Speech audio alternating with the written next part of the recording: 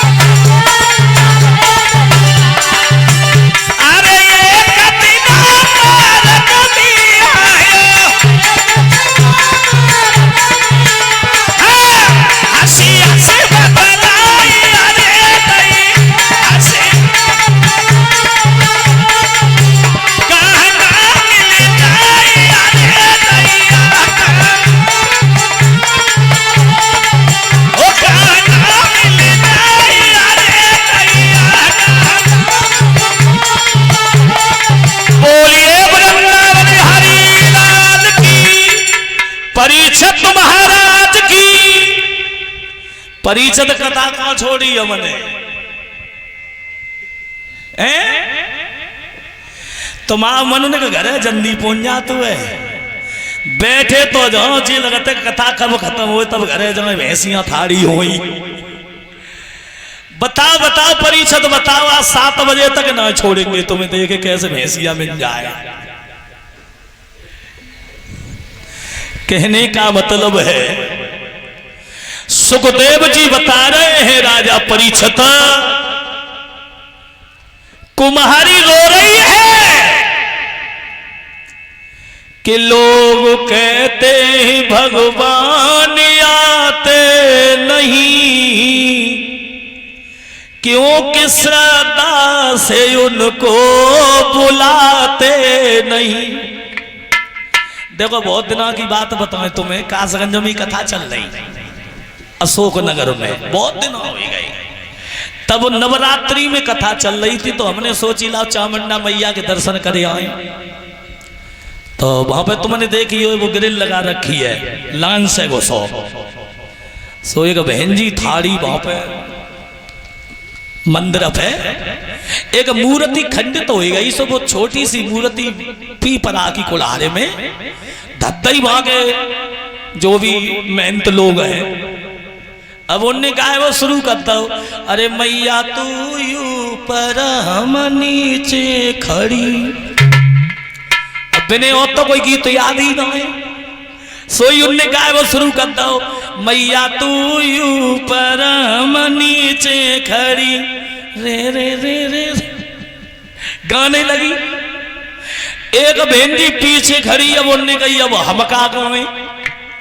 सो बिन्ने देखी कि मंदिर की कुल्हाड़े पे घंटा लटक रहे सो बिन्ने घंटरी या जटे आए गई और गान लगी मैया तू घंटी में टुन टुन तेरी। अब बताओ देवी कैसे खुश हो जाए बोलिए गोविंद भगवान की। कहने का मतलब है भागवत से ये ज्ञान होता है कि जब तक हम अपने विचार और भाव नहीं बदलेंगे तब तक भगवान का दर्शन नहीं होगा, दर्शन नहीं होगा। और एक बात और तुम्हें बताएं, चाहे कहीं मंदिर पे जाओ चाहे कहीं तीर्थ स्थान पे जाओ, चाहे कई भागवत में जाओ, एक बात हमेशा याद रख लेना कि अगर जो भी तुम दान करो वो चुपचाप करे आना। कभी मंदिर पे जाओगे लिखवाना भी मत के हमने इतना दान कर दिया। भागवत हो रही है और भागवत में तुमने लिखवा दिया तो वो भी दान नहीं होता है। दान तो मन से, मन का जितना दान हो जाए वो अपने मन से करो। और दान करने के बाद दिमाग में कभी ये मत सोचना कि हम इतना दान वहां पे कर आए।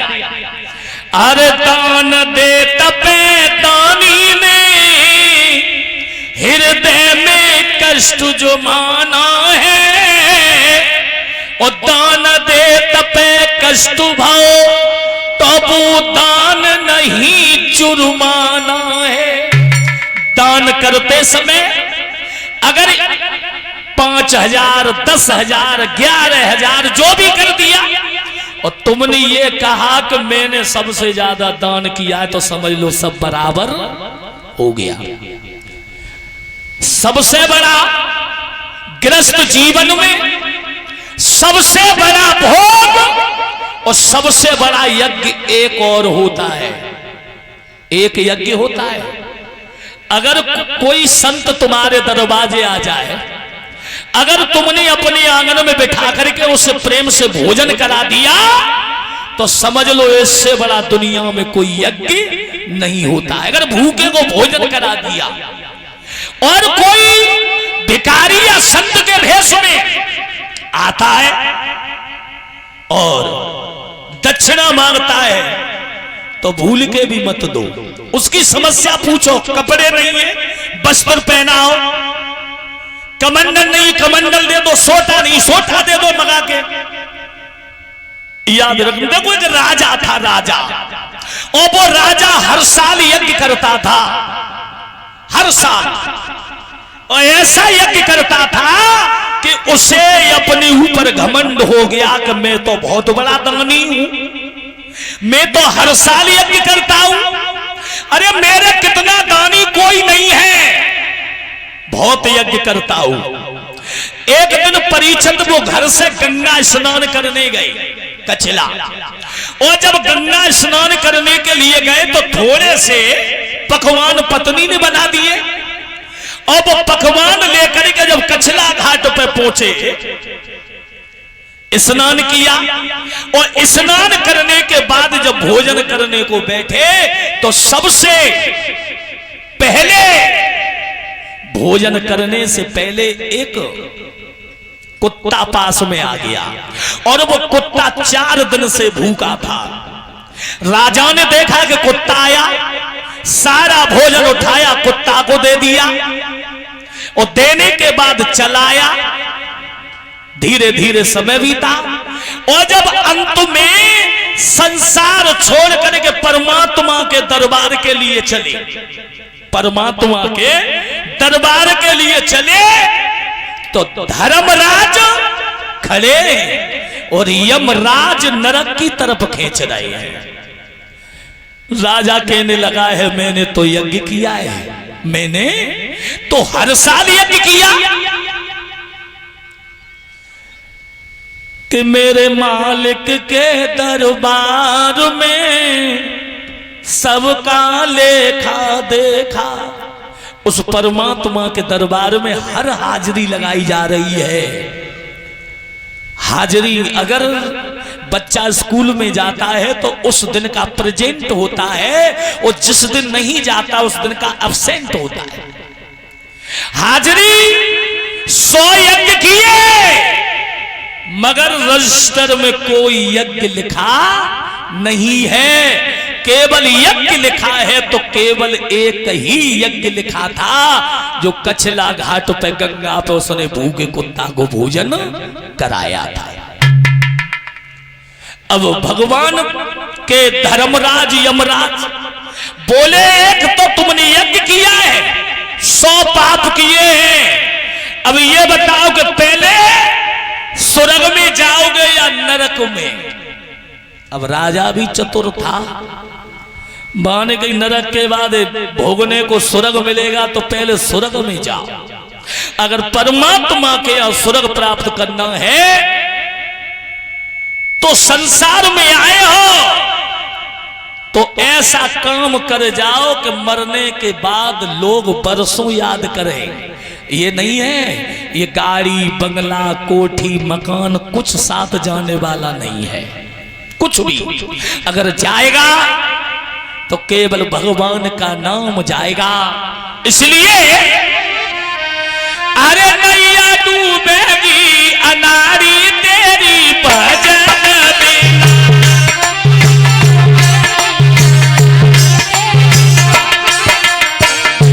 सभी माता बहनें बोली हो नैया डूबेगी अभागे तेरी भजन में।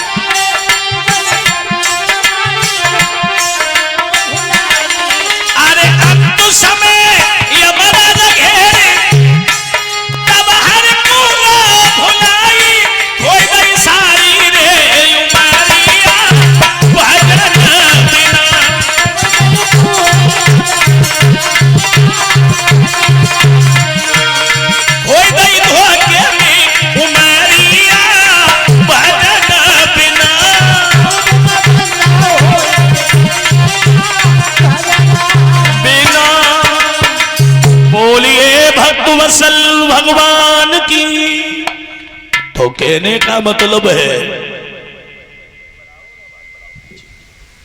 भक्तों श्री सुखदेव जी समझा रहे हैं राजा परीक्षित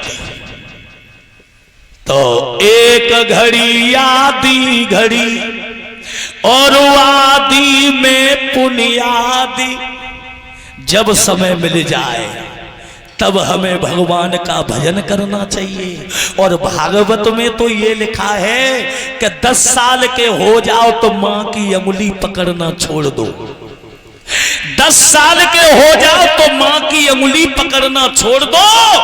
और 20 साल के हो जाओ तो खिलौनों से खेलना छोड़ दो। 20 साल के हो जाओ तो खिलौनों से खेलना छोड़ दो। और 30 साल के हो जाओ तो रात में होटल का खाना छोड़ दो। 40 साल के हो जाओ तो फिल्म देखना छोड़ दो। 40 साल के हो जाओ तो फिल्म देखना छोड़ दो। और 50 साल के हो जाओ तो ईश्वर से नाता जोड़ दो। 50 साल के हो जाओ तो ईश्वर से नाता जोड़ दो। और 60 साल के हो जाओ तो कुछ जीने की आशा छोड़ दो। अब 70 के हो जाओ तो फिर दुनिया ही छोड़ दो। क्योंकि कलयुग में 100 साल की उम्र बताई है। अब 100 साल तो बड़े भाग्य वालों को ही मिलता है। और न 60 पे ही झोला उठाओ और चले भाई जैसे मोदी जी कहते हैं कि हमारी का झोला उठाओ चले भाई, तो ऐसे ही बताया है समय जब मिल जाए एक घड़ी यादी घड़ी यादी में पुण्याद, जब समय मिल जाए एकांत में बैठ करके भगवान का भजन करना चाहिए। ये देख रहे हो ना संसार, संसार पुत्र बेटा नाती पत्नी सब कुछ केवल कब तक का है, जब तक ये हंस बोल रहा है, सांस चल रही है। पत्नी कहती है हमारे पति महाराज, बेटा कहता है पिता है, बेटी कहती है पिता है, माँ कहती है बेटा है। और जिस दिन ये हंस उड़ गया उस दिन पत्नी ज्यादा नहीं रोती है, केवल मतलब तक रोती है। अगर जमीन पे पड़े हो तो बेचारे घूसा उजड़ दे छाती में, कौने का प्राण अटके हो सो बेऊ निकल जाए। कहती है ना मारती है घूसा, मरे गए का चुकाई ना गए। परिवार वाले चिल्लावती हैं कचुकाई नहीं गए, अब सपड़ी को लाई है।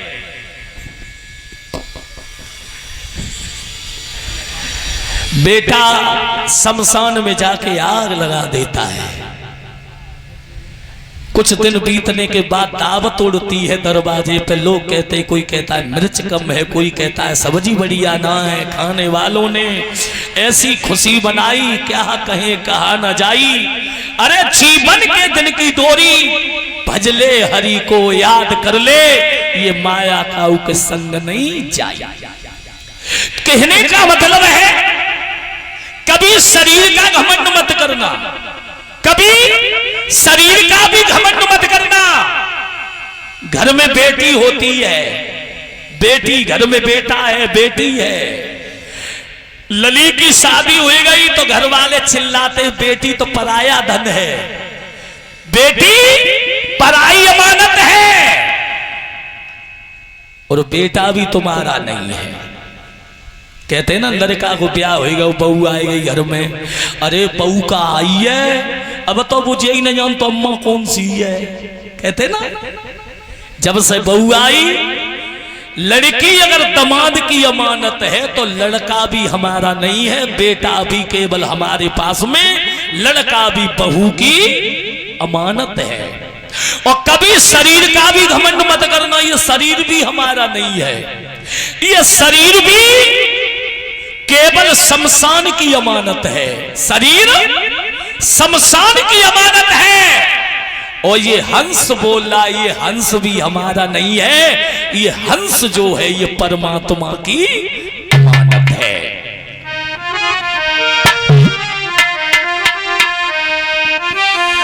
अरे गुरु लाए दे भजन की कोई माला,